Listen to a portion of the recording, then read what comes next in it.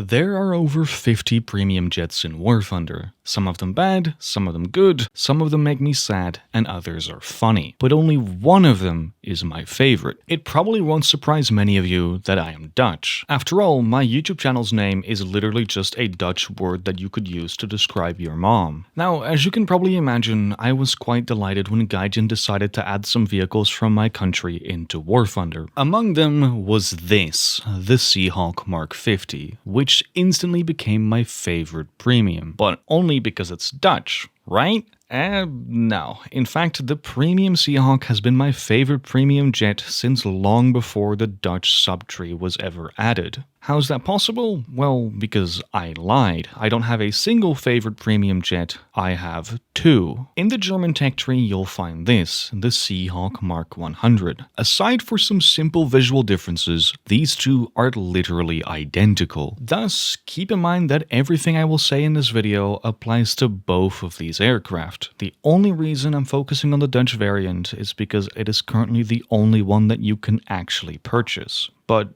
should you? To quickly get you up to speed, the Dutch Sea Hawk Mk.50 is a premium rank 5 jet in the French tech tree, which sits at a battle rating of 8.0. And if you'd like to buy one, you'll have to fork over 8,560 golden eagles. Personally, I find this jet incredibly fun to play, which may surprise some of you because on paper, this Sea Hawk isn't particularly impressive. Not only does it have relatively average acceleration, its top speed isn't exactly great either. That said, it does have decent energy retention, so the speed you do build up, you tend to keep for at least a little while. This energy retention, paired with reasonable maneuverability, results in this plane being quite the capable dogfighter, though far from the best at 8.0. In fact, something like the Mk.15 bis ISH or Meteor Mark 8 will easily wipe the floor with any Sea Hawk. However, while true in theory, in practice things tend to play out a bit different. In ARB, most players you run into will not always play their cards perfectly, and while the Sea Hawk may not be the best in class in terms of flight performance, it is still plenty good enough to easily capitalize on the mistakes of your opponents. I guess a good way to sum up the dogfight potential of this jet is balanced. It may not do anything particularly well, but it's also not especially bad in one metric either. Still, you could just opt to play literally any other 8.0 jet that has objectively better flight performance, which might make you wonder why I like this thing so much. Well, if this video was about the Sea Hawk in the British tech tree, then,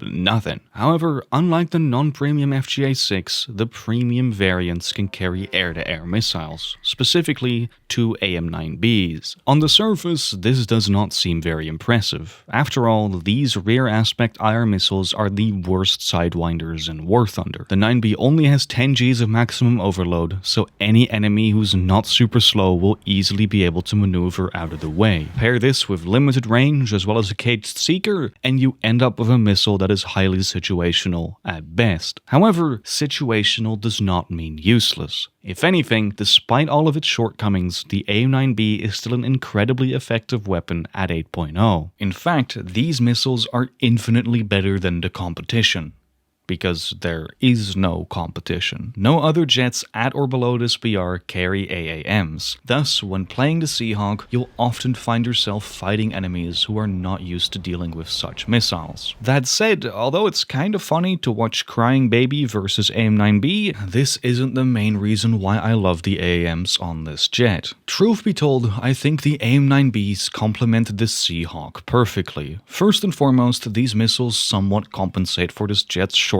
in the flight performance department. While there are plenty of planes which could easily win a 1v1 against this jet, that's completely irrelevant if you're able to missile them before the dogfight even starts. And even once you've properly entangled yourself in a furball, these missiles will still prove useful. If an enemy decides to stall out right in front of your nose, which at this battle rating happens surprisingly often, you'll find yourself able to snipe them out of the sky with one of your AIM-9Bs. The second reason I love having having these missiles is because they make the 8.0 experience a lot more enjoyable. At this battle rating, especially in an up tier, there are plenty of jets that are a lot faster than the Sea Hawk. Enemies flying such aircraft tend to just extend away once they realize they won't win the dogfight. This can be incredibly frustrating, as there is essentially nothing you can do to stop the enemy from doing this. Or at least that would be the case if it weren't for these missiles. For example, in this situation, there's an enemy F-40 rapidly closing in on me with a massive energy advantage. And if it weren't for my AIM-9Bs, the only way I could kill this guy is by pulling off a reversal and then pumping their airframe full of lead. Unfortunately, that's easier said than done, as I end up missing all of my shots. Thus, the enemy can freely extend away to regain a bunch of energy to, oh, nope, there's my AIM-9B, and boom goes the dynamite. Now, of course, you won't always be able to kill the enemy this way, but at least having the option to somewhat fight back makes you feel a whole lot less powerless than you would in literally any other 8.0. Long story short, the AIM-9B may not be the most impressive air-to-air missile in War Thunder, but it is still a very nice weapon to have. So much so that I personally believe it's more than worth it to trade in a little bit of flight performance for these two AIM-9Bs. Besides its missiles, the Sea Hawk is also armed with 4 20mm cannons. While the Hispano Mk.50s are a little bit underwhelming in terms of their damage output, at least all 4 of them are located in the nose of the aircraft, making it relatively easy to score hits against your opponent. Yet, the main thing worth noting is the total amount of ammunition, as this thing carries 800 rounds. You know, I like to dog on the British quite a lot for designing some,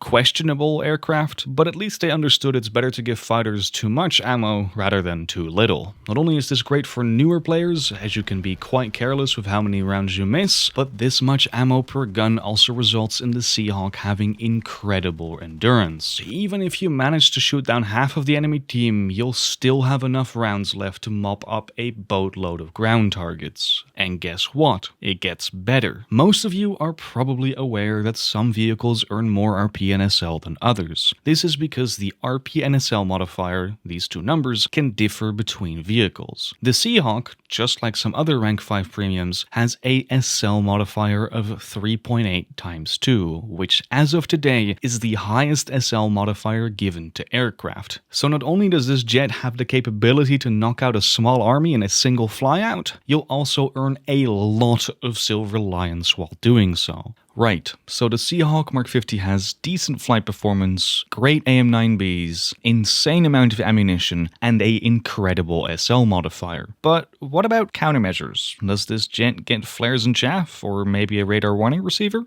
Nope. The most advanced IR missile the Seahawk can run into is the Shafrir 2, which, if you ask me, is still not a very scary missile. Not to mention, you can only find it on one 9.0 jet that nobody actually plays. As for every other IR missile you can run into, they're basically all like the AIM-9B, meaning you won't get shot down by these unless you mess up your positioning or get caught off guard. TLDR, at this battle rating, you don't need flares. But what about an RWR and chaff? While you technically can run into radar missiles, this will only happen when you get up-tiered. Not to mention the missiles in question are absolute garbage like the AIM-7C and the Matra 511. So if you manage to get yourself killed by a SAR in the Seahawk, you should probably consider a career in comedy. Because you're a clown. Effectively, it's completely irrelevant this jet doesn't get countermeasures. If anything, that is perfectly normal at this battle rating, because unlike many of the higher BRs, missile spam is just not a thing at 8.0. Instead, you get to focus on what War Thunder ARB does best, making me want to uninstall dogfighting. War Thunder does an incredible job at making dogfights feel fun, engaging, and believable. And in my opinion, around 8.0, you'll find some of the best dogfighting available. Now, before I move on to the next part of the video, I quickly want to recap everything I've said about the Sea Hawk Mk.50 so far. While this jet may not have the best flight performance for its battle rating, it's still plenty good enough to keep up with virtually every enemy in the context of ARB. However, what truly sets this premium apart from its BR peers are the two AIM-9Bs that it carries. These may not be the most impressive missiles in terms of raw specs, but they are still an extremely useful tool to have as they help negate some of the annoyances you'd otherwise run into at 8.0. And as the cherry on top, this thing is also a great grinder. All of this together, paired with 8.0 being one of the best BRs Warthunder ARB has on offer, results in this jet being incredibly fun to play. And with all of that in mind, I'd like to circle back to this video's central question. Is the Sea Hawk Mk.50 worth its almost 9,000 GE price tag? Well, yeah. If you're looking for a premium jet that's fun to play as well as great at grinding SL, and or if you're looking for a premium with which you can grind your way through most of the French airtech tree,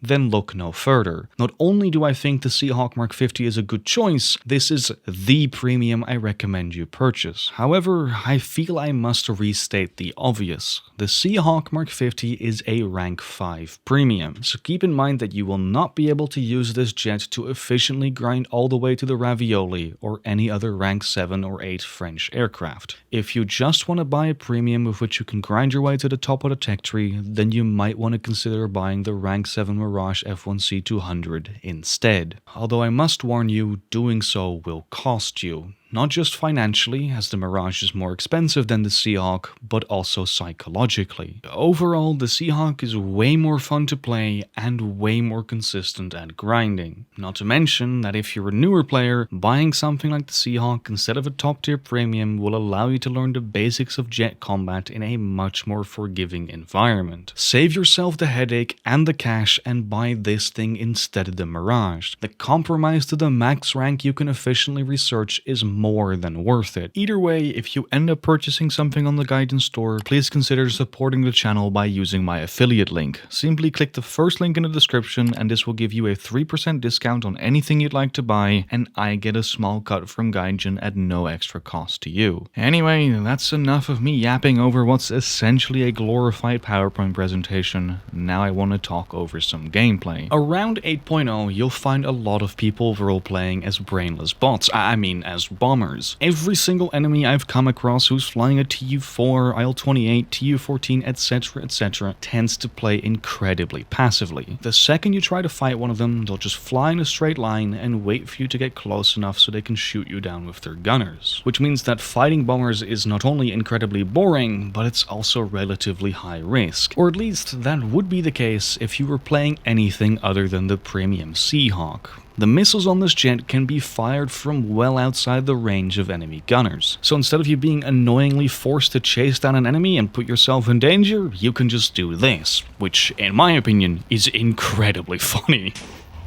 Another thing I quickly want to talk about are this jet's ammunition belts. Most of the time, I personally tend to run air targets. But if you buy this jet, definitely consider trying out stealth belts as well. Of course, using stealth belts does make it a bit more difficult for you to land shots on your opponent, as you get no tracers, but if you manage to master using these belts, you'll be rewarded with the most potent ammunition choice the Sea Hawk has on offer. So much so that while the damage output of the Hispano Mark Vs feels quite underwhelming using any of the other ammo types, the second you switch to stealth, that complaint goes away almost entirely. Something else worth noting about this jet are its flaps. Not only can you extend the flaps on the Sea Hawk at incredibly high speeds, but they'll also tighten up the turn radius by a lot. Of course, extending your flaps does massively reduce your energy retention, so in one-on-one dogfights this may not always prove useful, but in the context of ARB, where sometimes just getting behind the enemy as quickly as possible matters more than anything else, these flaps can be incredibly useful. Something I've yet to talk about in this video so far is the 8.0 matchmaker. The thing is, this battle rating is a bit all over the place. While I found myself in plenty of up tiers, I also got into plenty of down tiers. If I had to put a finger on it, I'd say that right now up tiers are a bit more common, but honestly, I didn't really notice that too much. This jet is fun even in a full up tier. Last but not least, I quickly want to mention this jet's performance in ground battles. Besides your AIM-9Bs, you also get to carry two 1,000-pound bombs, which can be dropped individually. And once you've dropped those bombs, you can either try to strafe enemy ground targets with your 800 rounds of 20mm ammo, or you can try to counter some of the enemy casts by using your AIM-9Bs and overall relatively decent flight performance.